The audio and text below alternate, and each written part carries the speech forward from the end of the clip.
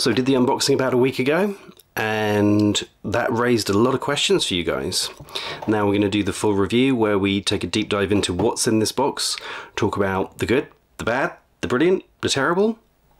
Let's find out how good the first battle box for Warcrow, Winds from the North, really is.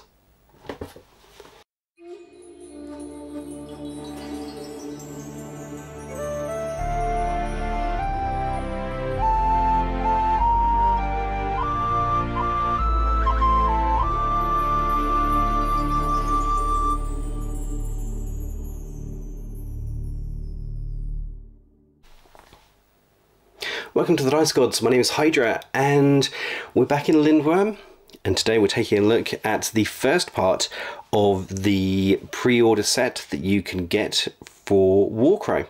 That is available for pre-order from the 15th of July. As you probably know, there are three distinct parts to this box. We have the battle box, Winds from the North, we have the rulebook, and then we have the pre-order miniature, Ice Bear. We're only going to actually look at the Winds from the North box today because there's a lot to go through, there's a lot to cover, and I want to do more of a review of the actual game itself with the rulebook, so that will be coming in a week's time.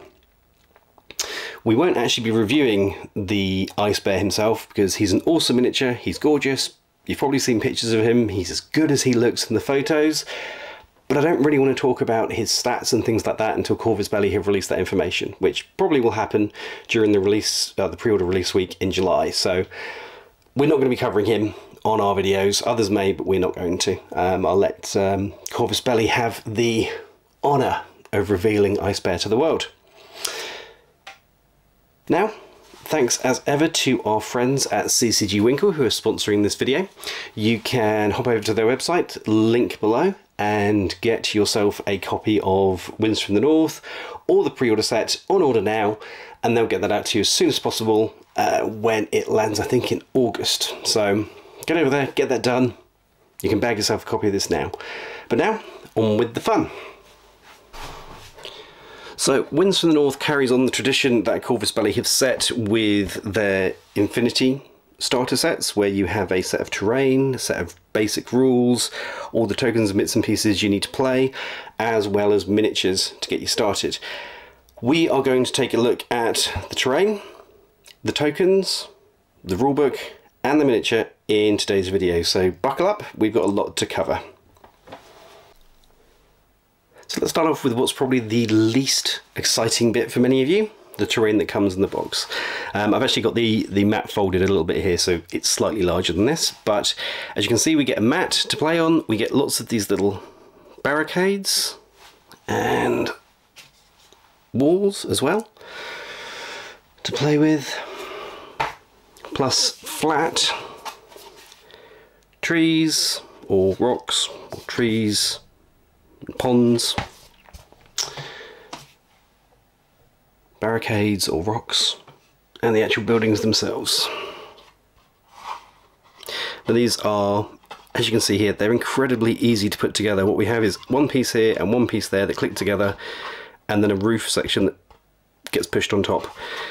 They're printed the same inside and out, so it doesn't matter which way up you stick them. They're nice and solid, good thick card. Same with the house. I think the whole lot altogether, including taking them out of the cardboard pieces that they came in, maybe took me 5 minutes, but I did have a coffee on the go at the same time, so I was taking the odd drink too. They're really simple. If you've put together the Infinity ones, which sometimes feel like you need to bend space-time to get the actual pieces all together, these are not that. These are incredibly simple. Even these walls here, this slots through onto the wall section, and then the cap goes on top. It's incredibly easy, but it's actually incredibly robust and rigid as well, and it looks nice. So I can't fault that stuff at all. Is there less terrain than you get with the Infinity stuff? Yes, there is, but then you need less terrain for this system, so it's not necessarily that much of an issue from that perspective. But it's nice stuff, and it looks good on the tabletop. It's in scale. Now that I've actually had it together, it does make me appreciate the difference between the scale of this and the scale of Battle Systems terrain, but we'll talk about that at another point. But yeah, it's good stuff. I can't fault that at all. That's the terrain. Next up, let's start looking at some of the cardboard and dice and bits and pieces that came in the box. First, one thing that I really love is that we have the range widgets here. So Warcrow relies on the proprietary distance of a stride, which is 15 millimeters. So these are your stride markers. I really appreciate the fact that there's two sets of each, the long and the short, in the box. It means you're not passing stuff backwards and forwards, which is just lovely. It's one thing that I had with the Star Wars Legion boxes that came with proprietary measuring systems. The 2-player boxes came with one set of the range equipment, which just sucked, because it meant that one person was getting this set and the other person wasn't, which was just annoying. These guys, they don't have that problem. So these widgets are nice. Again, nice thick card. They do well, and actually it works well. These are for your general movement. Most of your units will move sort of 3 and 4 or something like that as a combination of stride distances. So you're using these small things in the spaces on the table for the most part. So even though there's less terrain, which makes it easier as well, having these smaller ones as well, the system works for movement and ranges, but we'll cover that more in the actual rules section. These are good for your ranged attacks and your spells and stuff like that. So, and charging at people and going doink. We have a little character unit here. You will find out more about that in a minute. We'll talk about him when we get into the book. So he's there too. The Dial of Power. There it is. Again, it's a good quality card. This little guy, it works, but I have questions. I'll cover it more in the rules review, but these little spots here, you place when your round ends. So a round consists of a number of turns. So if you had 3 turns, you'd put a marker here saying that when we've done 1, 2, 3 turns, the round ends. And then that moves on. So then when you finish that number 3, you go 1, 2, 3, and you put it there and all the rest of it, which is fine.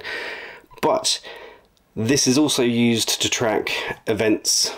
So when things happen in the game, so like when this guy appears, there's a little marker for when he appears. He then gets a marker for when he activates, which moves around the board. You also get effects for stress, so morale. Those are marked on here. When spells happen and when they come off and go on, also goes on here. If you're thinking about what I'm thinking about, we suddenly have this with loads and loads and loads and loads of markers on it. I'm a little concerned about that. I'm a little concerned in a larger game where you have more units, because currently in the game you're running sort of 3 units-ish.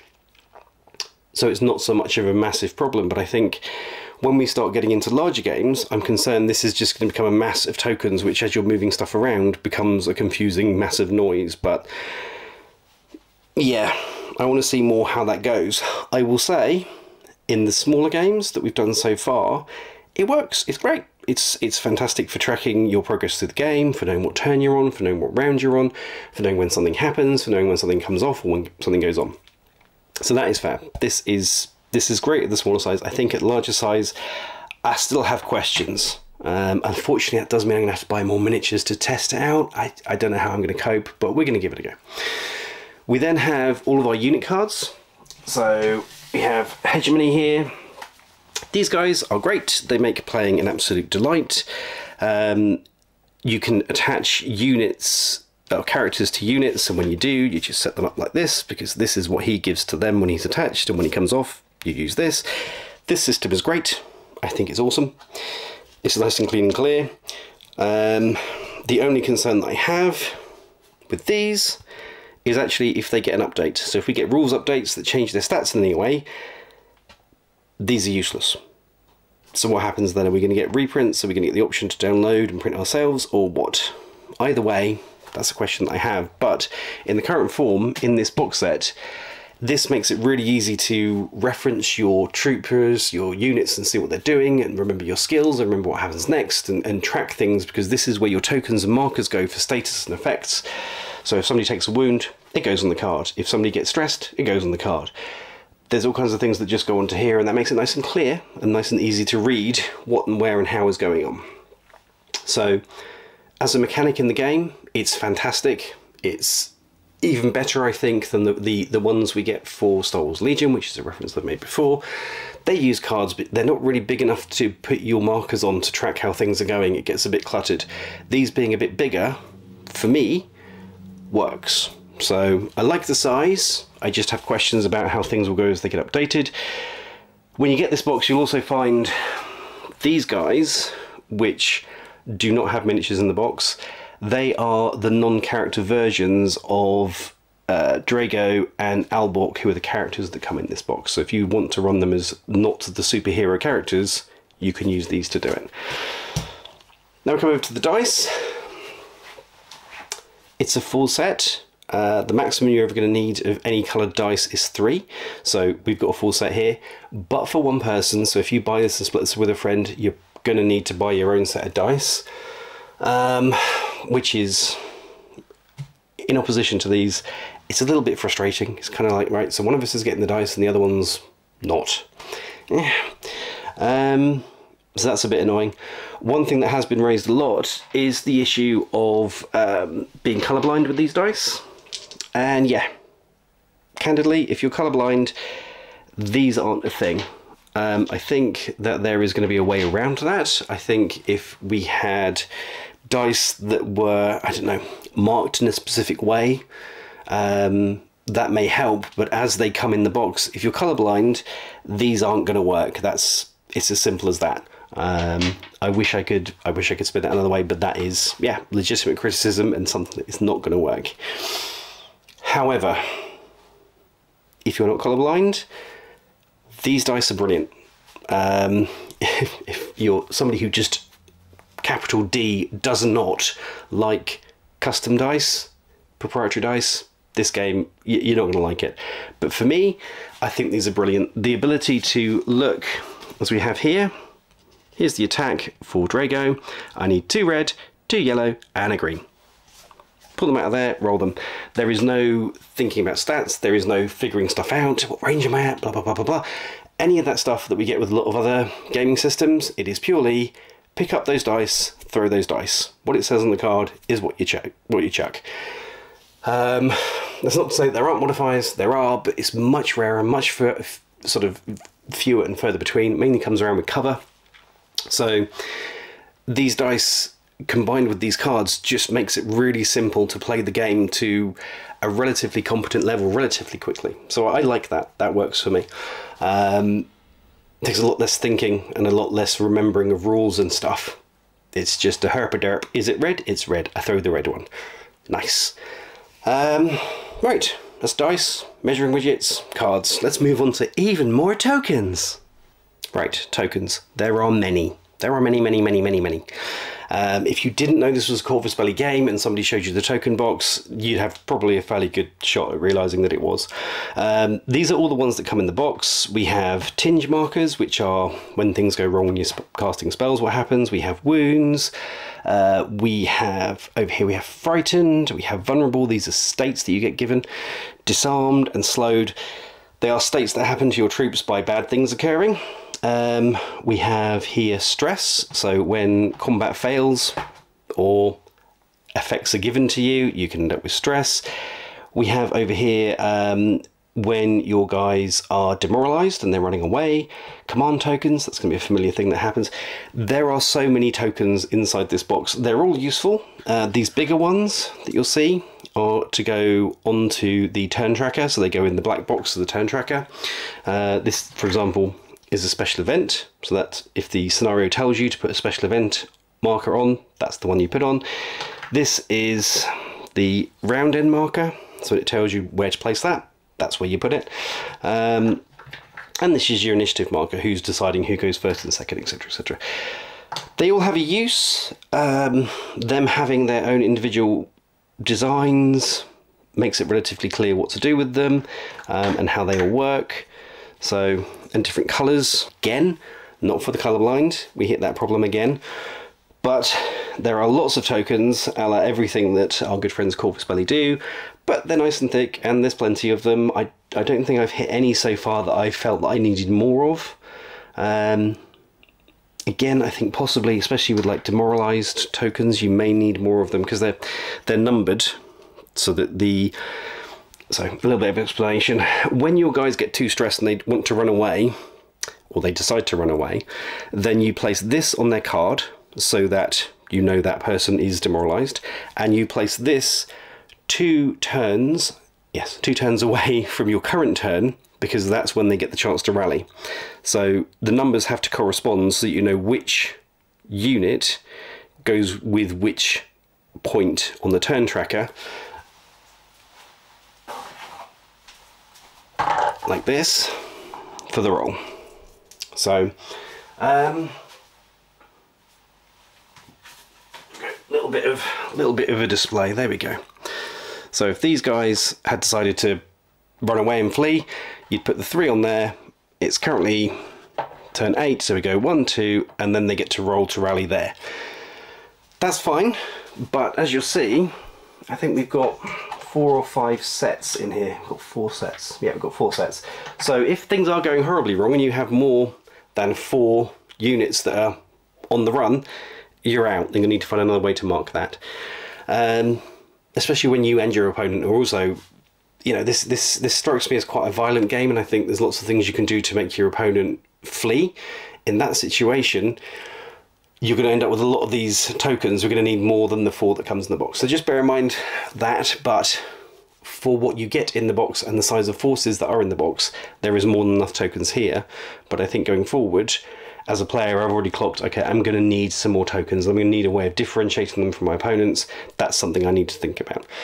But out of the box, for the size of games in the book, perfect. And now we come into the introductory booklet, or the rules that come in the box. This contains everything you need to know to learn to play the game. We have some basic introduction to all of the units that are contained within the game, as well as a little bit of background for each of the factions, so the Northern Tribes and the Hegemony. We then move into the core of how to play, including how the core ideas work, the dice, the measurements and stuff like that. If you are familiar with the booklets that come with the 2-player sets for Infinity, this will be very familiar to you. One thing that did strike me as a bit weird is we have a demo game here, an introduction game, tutorial scenario, sorry, which tells you who to run, so it tells you how to set up, and then tells you what to do each turn with each force through to the 3rd turn. So you kind of don't follow, you don't play the game, you follow the instructions here. Now, this is a great way of, it does tell you everything you need to know to play the game, and it runs you through examples of every particular type of ability and skill and stuff like that that you're going to need to know as a general rule, which is fine. But it felt a bit odd. The first time we played it, we used the setup, and then we got into it, and then we didn't sort of realise, or I'd forgotten, that this walked you through step by step. So we did it a different way, and then we sort of got to here, and we were like, oh, we shouldn't have, he should be, oh, that guy should still be alive, but he's dead, and this, right. That's a bit of a challenge. So I would say, follow this through. I think it's a great way of getting into the game. But it just feels a little bit weird to be on rails for the first 3 turns, and it's kind of, keep going. Okay. Okay. But it's nice. I mean, if you have done any of the 2-player starter sets for Infinity, this is incredibly familiar to you. If you haven't, what you're looking at here is a kind of stripped back version of the rules, a cleaner version of the rules, with just the basics that you need to know to get going. And it's a great quick start. It's a great launch into the system. Everything you need to know is here. And when you have run through this, probably a couple of times, you will know how to play Warcrow, and you will be comfortable with the system. From there, it's fancy bells and whistles on top. So that's good. That's absolutely fine. We then move into all the more detailed rules here, the stuff that you didn't use initially in that demonstration game, and then we move into actually a campaign, a bit of fluff for the campaign, and then we have 3 scenarios in here, which I'm not going to cover. I'm not going to let you look at too much, but what I like about this a lot, is in the missions you get with Infinity, they're standalone, or they feel standalone. It's kind of, it builds up to an idea, but there's not really this heavy narrative. It's kind of like, your troops are here, these are your troops, now kill each other. These are your troops, now kill each other again. Now these are your troops, now kill each other again. This doesn't do that. We have a bit of narrative leading into it for each particular faction. We have a bit of fluff around what's going on, and then we have a, based on the results, this is what happens to each of your factions. So there is a narrative that you run through, there is a story that you run through, and I love it. I think it's brilliant. I think that as a sort of engaging you with the world and engaging you with the game is phenomenal, and so much fun. We haven't made it all the way through these yet because we're going back and doing bits and pieces for, don't look at the next page, going back and doing bits and pieces through the campaigns just to make sure that we're comfortable with all of the rules. But that fluff, that immersion into the universe is brilliant, and I love it. I love that element to Warcrow. Already in so many ways there feels like more depth and more detail to the world and the narrative than we got with Infinity, and that for me is a phenomenal thing. So this booklet will get you playing, and it should get you hyped too. If you want detailed lore, go check out the videos on YouTube or get the big rulebook. But there is just enough here, just enough flavour of the whole world to get you started. The focus is getting you playing and throwing dice, which that's what we're here to do. So yeah, that is a good introduction. That is a good little booklet. And so we come to the bit that for many of you is the main thing. It's certainly something we've seen a lot of comments about and discussions on social media. And that's the minis. Because these guys are all thermoplastic, aka CO-cast, Cyocast, whatever you want to call it. The plastic blended with resin, I believe it is. And that's had its problems in the past, I will not lie. It was something that I have said before that gave me pause about Warcrow. It gave me concerns. I have seen personally, several of the miniatures that I've purchased for Infinity that are Cyocast have had problems. The very first one I got was a Marut. It had an issue with the chest piece. I have bought multiple Nomad remote packs. The ones that I've bought have all come with legs that are broken off, which is just it's infuriating, and I get it. I do. So for many people, this is kind of the bridge too far. It's the dice and the Cyocast miniatures that the people struggle with. So is that valid? Is that something you should be concerned about? Is that something that is really the scary thing that some people have made out? The straight answer is no. It's not something you should be scared of. I'm really impressed by these miniatures, but there are a couple of things I'm going to point out that are not ideal, which is a bit frustrating. But in the honesty, in the spirit of transparency, let's start with this guy. So you've got two factions in here of 7 miniatures. They consist of 2 characters, effectively, a leader and somebody else that does something else, and a spellcaster, and then 4 troops in a unit, which we have here, the Bucklermen and the Orc Hunters. Now, the spellcaster for my northern tribes, for the Orc side of things, has a slight problem. She actually turned up, there should be up here, this is my wonderful pointy widget, she should have the top of a staff that's sort of half moon shaped.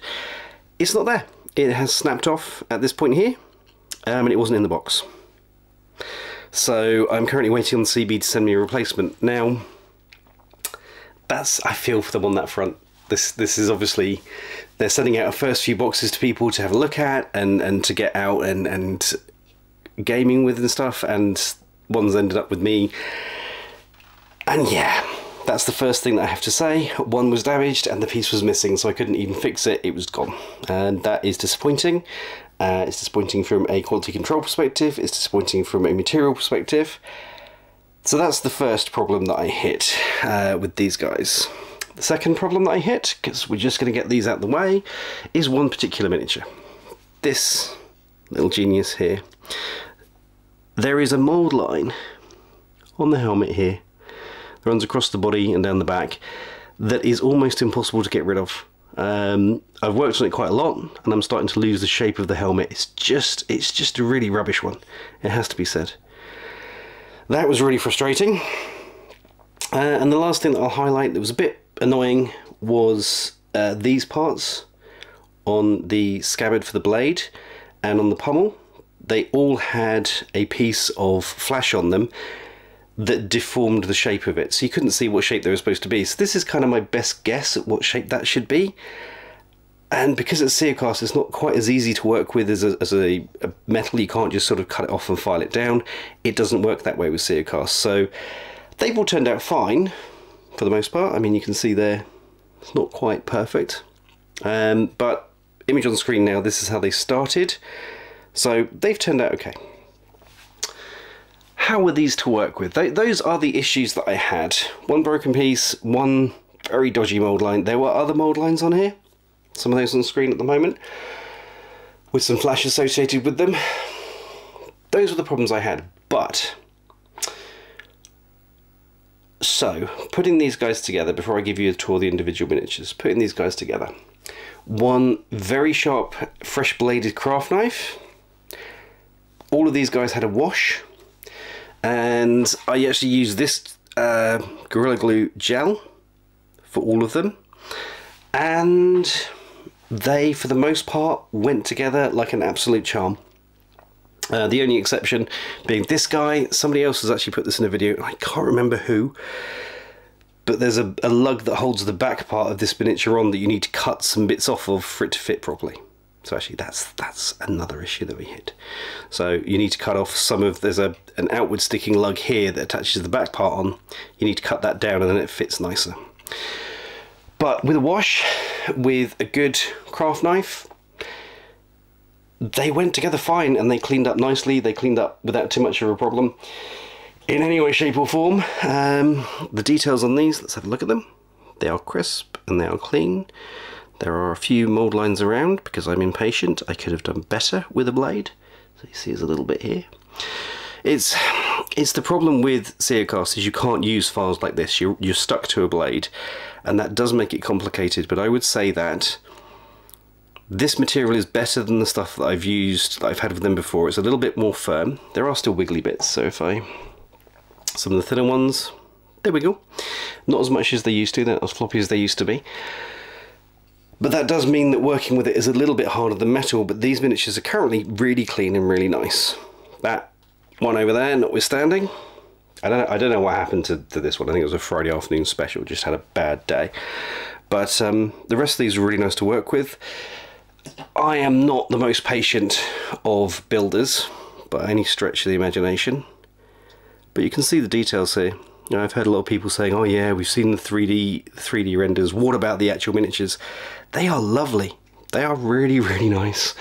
And with a little bit of time and a little bit of care, you know, dry fitting before you put them together properly, they turn out relatively nicely. I mean, like I say, I am an impatient builder. It is not my strong point.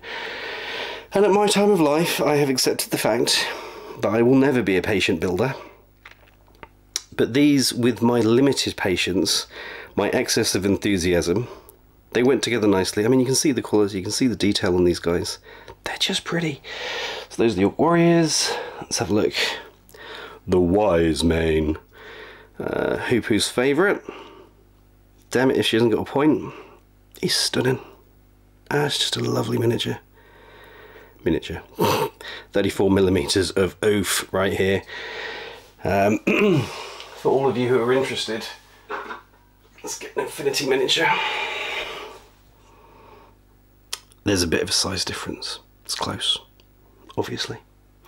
But yeah, the detail and the quality of these is absolutely lovely. The material was okay to work with the sharp blade. It's not as convenient as it is with metal. You can't use files on it, but actually I didn't really want to that much. And they turned out nice enough, I think. Obviously, I'm going to get the replacement one. Now the man, the legend, our Bork.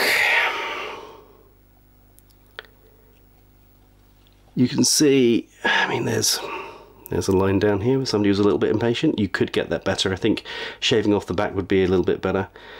But for a lot of these, I don't think you can necessarily see how they go together, which shows how well they went together.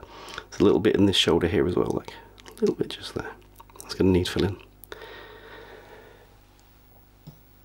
On to our bucklerman. I'm going to do a tour of all of these guys so you can see how they all look. They've got some nice details on here. Somebody in my local community suggested that they went up a scale because of the limitations of the material. Maybe they did, but actually I'm really liking the increased scale. These Infinity Corvus Belli miniatures are always quite intimidating to paint, especially for new players. Having a little bit of a larger canvas to work on is very much appreciated, and the details are nice on here. You know, you know where you're working, you know, with like all the details on the shield's already there and on the shoulders and things. It's nice, I like it. Friday afternoon special. Yeah, I'm gonna have to go back and do some more work on that header. It's just gonna annoy me, but you can really see it there. Ugh. But from the renders to the miniatures are pretty accurate. I've got high quality, high resolution versions of the renders. This is how they looked. I mean, he went together really easily. This guy, a bit of cleanup. So he's the leader for the bucklermen. When it comes to moving, you move your leader and then everyone comes too. So this guy is going to be the last one on the board from a bucklerman unit usually, and he's just a really nice miniature. You can see with, can we get close enough to the face? Kind of a bit. Yeah, his face is beautifully detailed. It's really impressive. The Lady the Legend, the War Surgeon. She had like bits around in here of flash and all the rest of it, but it's come off really nicely. It's come off really smooth, and that's just with a blade. That's just with a sharp blade. A lot of the problems you're going to experience with working with Seercast, with mold lines and stuff, is resolved with a sharp blade. And actually, for a few of the places where there were mold lines that were more apparent, like under here, it's now under here. So, sorry, underneath this bag, it's gone because it's under the bag. So they have been clever with quite a lot of them. Drago, the leader for the hegemony, who is, that's a two-piece miniature. Kind of see it underneath there. But he goes together really nicely. It's really cool. The scabbard at the back here is cut out, so he only fits in one way. It's really simple and straightforward, but again, nicely detailed. And there we go, you can see the wobbliness of Seercast. Boop, boop, boop.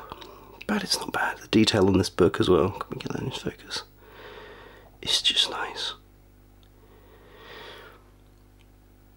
Spellcaster for the hegemony there.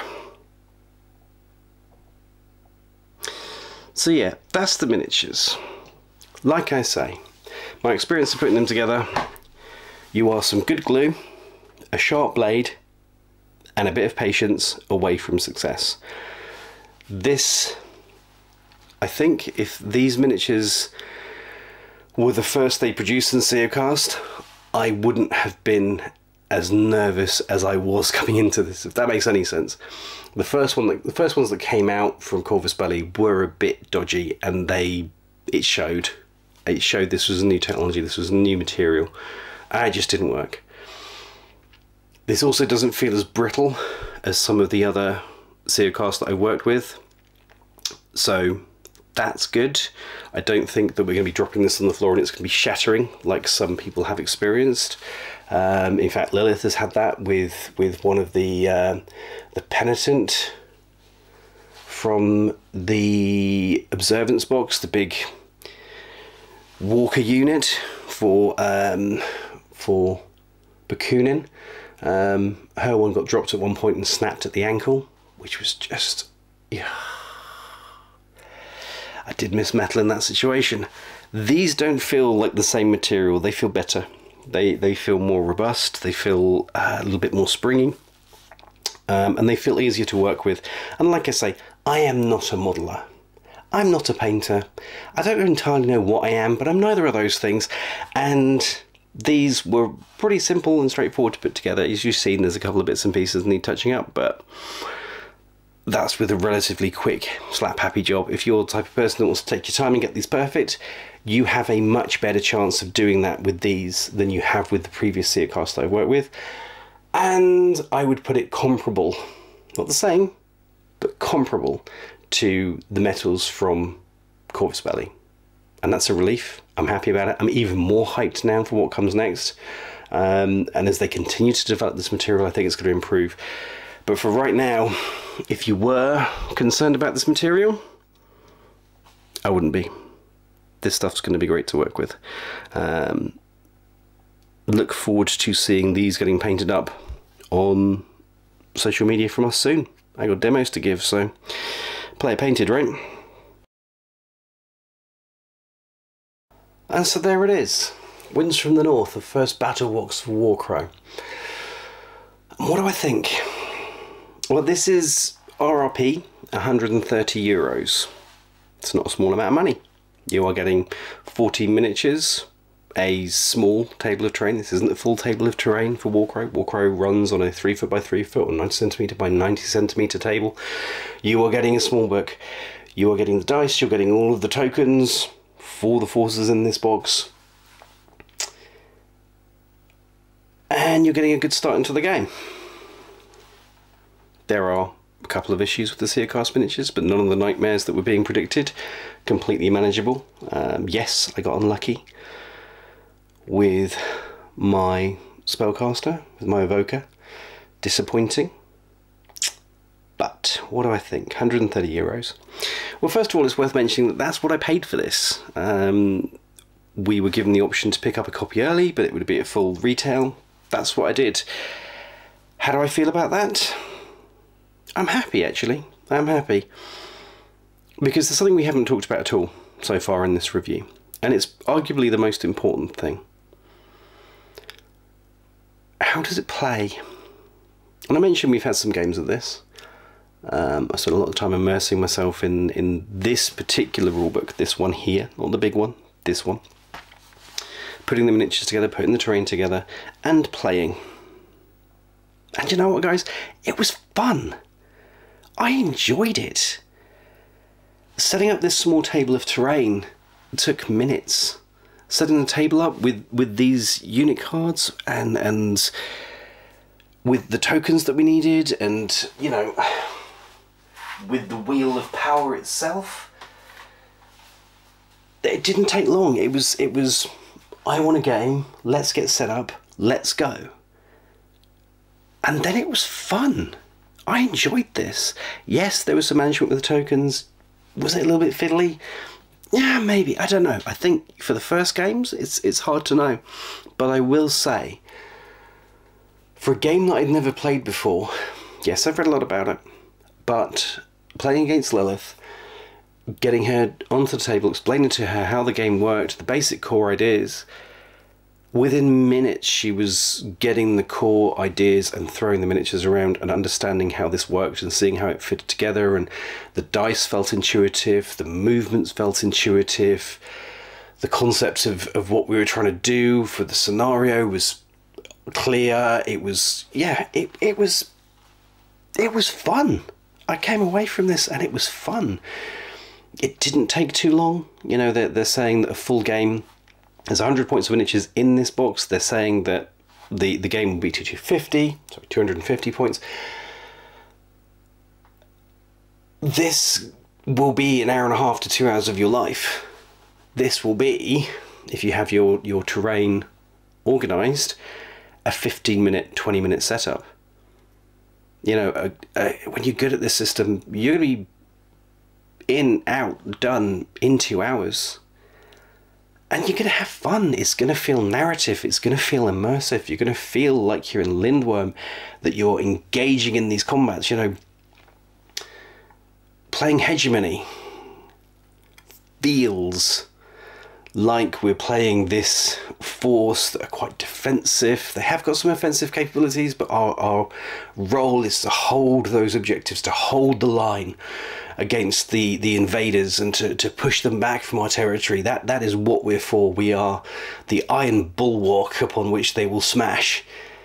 And the northern tribes feel like this warrior, this muscled mass of history and lore and spirituality and the way of the warrior, and that's all there as they come lumbering across the field, and yeah, it feels like a narrative experience, and there is joy to that. There is power to that.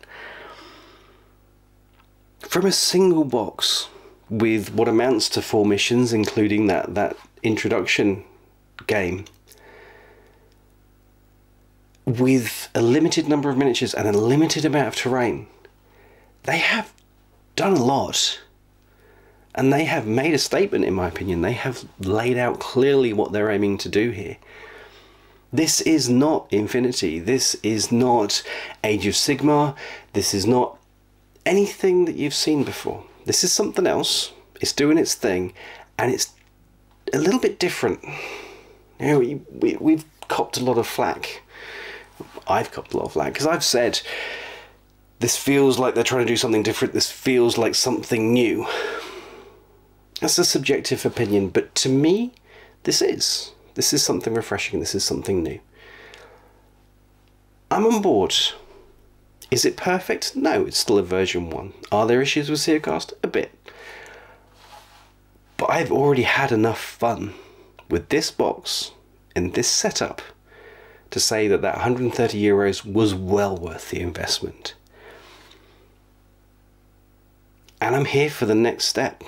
I'm here for the Beyond box. I'm here for the launch of the Sienna. I'm here for the arrival of the Scions, the good guys. I'm here for all that. I'm excited to see what happens.